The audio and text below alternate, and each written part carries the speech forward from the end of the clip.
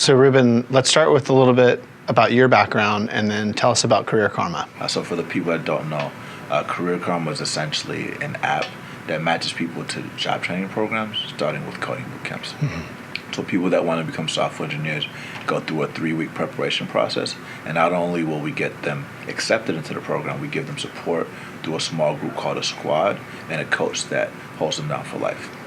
On the other side, we have software for job training programs to help them manage the process and understand what people need, and essentially what we are as a marketplace. So the way that Career Karma makes money is when people enroll in a job training program and they start, we get paid a fraction of the tuition that we're able to use to continue to build the software and provide the coaching for people for life. The majority of people in Career Karma are around 25 to 40 years old. The majority of them are parents. Many of them have some college and no degree. These people, even if you give them access to a program for free, whether it's a scholarship or an income share agreement or not, they tend to drop out, not just because of living reasons like how to live in a house or because they don't have a laptop. It's because of psychological reasons. It happens even with people that have MBAs. They start doubting themselves and psychologically demotivating themselves. And so having a coach and having a squad that tells them that they can do it is a big deal. And one of the things that I tell them is, like, if you can't accept yourself, how are you going to convince somebody else to accept you? If you wouldn't hire yourself, how are you going to convince somebody else to hire you? And so it's really important to have that self-confidence and see other people that are like you that are doing the same thing.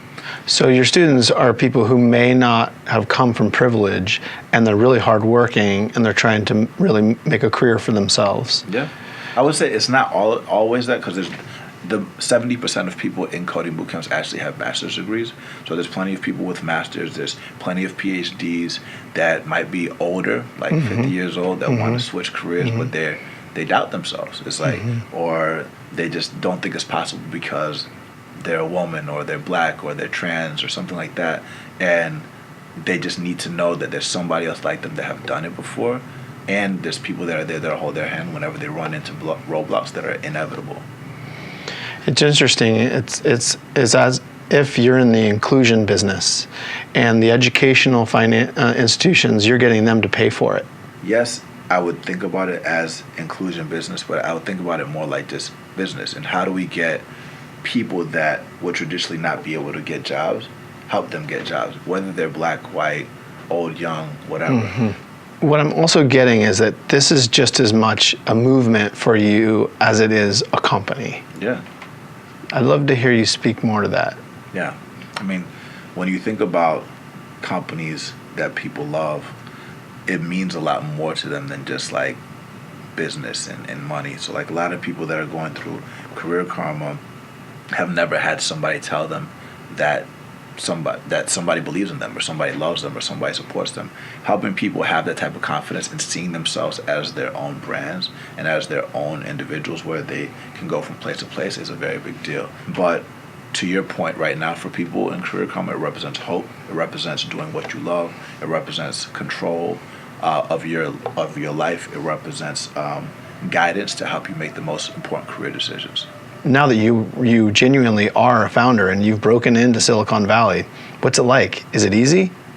It's not easy, and we're far from making it, right? So like, we want to build something that stands the test of time. We want to build something that lasts for hundreds of years. Is it easy? I like that question. In order to continue growing exponentially, we got to change the process and iterate all the time, every single day. And that's not easy for everybody. For us to continue growing, we don't want to just grow to compete, to just be the biggest like boot camp player, supporter, wraparound support for job training programs. We want to become the next biggest staffing firm. And I'm not talking about LinkedIn. I'm talking about Adecco, Recruit, Manpower Group. These are all like $25 billion companies. So you're talking about what is a very big market. Yeah. And when you talk about it, you are able to articulate a vision for how you're going to go out and be a big player and a category winner in that big market. Yep. That's very ambitious. So what I want to hear about is your ambition. Yep. Where does your ambition come from? That's a good question. Recently, I've been saying it comes from my father. My dad always sets these big goals that like, and he makes it look really easy, and he's never doubted his ability to do anything. So my father, for perspective, he grew up in Blakely, Georgia, South Georgia. He speaks Spanish, English, French, Chinese, and Portuguese. Wow. Right? He's an oncologist and hematologist. He always knew what he always wanted to do. He's always in the community. I think my father also teaches us to recognize what our own talents are, and to recognize that it's important to develop skills that nobody can take away from us but ourselves. And I also think you should start thinking about spirit, right?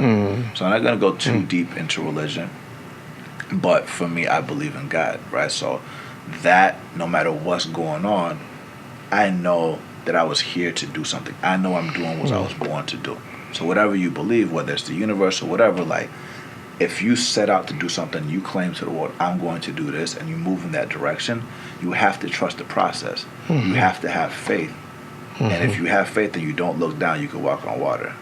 So your spirituality is also a deep source of ambition for you. No doubt. No doubt. Like, I know I was made for greatness, and I know other people were made for greatness. And greatness is relative, right? It doesn't have to be massive. It could be small. Small, right? That small group of people might be the next future, right? So like, we're all here to do something. I think we may not know what we want to do, but we got to figure out our purpose. So we talk a lot about mission in startups, but what I'm also hearing you talk about is the importance of mission in your own personal life as your own source of personal drive or ambition. Vision is important. If you do feel like what you're doing, that you're doing what you love, and your business is not just opportunistic, and you feel like you're doing what you were called to do, there can be something beautiful about it that drives you. Because like, even though we work ridiculously hard every day, it doesn't feel like work. And it even goes into like my relationship with my co-founders. Like, my co-founders and I have known each other for the last 7 years. We haven't been apart from each other for more than 7 days, but like, yeah, we absolutely have our disagreements and our conflicts and our arguments, but like, they truly feel like brothers. Like, and we get along so well. It's sometimes scary. It's like, how did that happen? But there's a grace to your relationship with your There's co-founders. a grace to relationship, there's a respect in relationship. If your relationship with your co-founders is purely driven by money, it's probably not going to work. It's like having a marriage that's purely driven by money. It's probably not going to work, right? Your relationship with your co-founders shouldn't be like, let's start a business to make a lot of money. You all should both be passionate about the problem that you're solving. Money is a means, it's not an end. My co-founders and I are not on spiritual alignment, and we still get along very well. We are aligned on a friendship and a mission perspective. And I think a big sign of maturity, a big sign of growth is to be able to not just have that with your co-founders, but also to be able to entertain other people's thoughts without accepting it. That's something that I've also had to grow doing, because I have historically been very opinionated and been like, because I'm very ambitious, like, I know how to do it. This is the way to get it done. I gotta recognize that, like Jay-Z said, there's like a million ways to get it. Choose one. It doesn't have to be my way. Sometimes I am very opinionated, and I know something's not gonna work out, or I feel strongly that something's not gonna work out. But rather than argue about it, I say, look, I don't think that this is gonna work, but why don't we try it? And like, set a deadline to when we can measure the results. That way it doesn't get too bad. And sometimes I'm proved wrong. It's like you put the idea out there in a way that's not rigid. Yeah.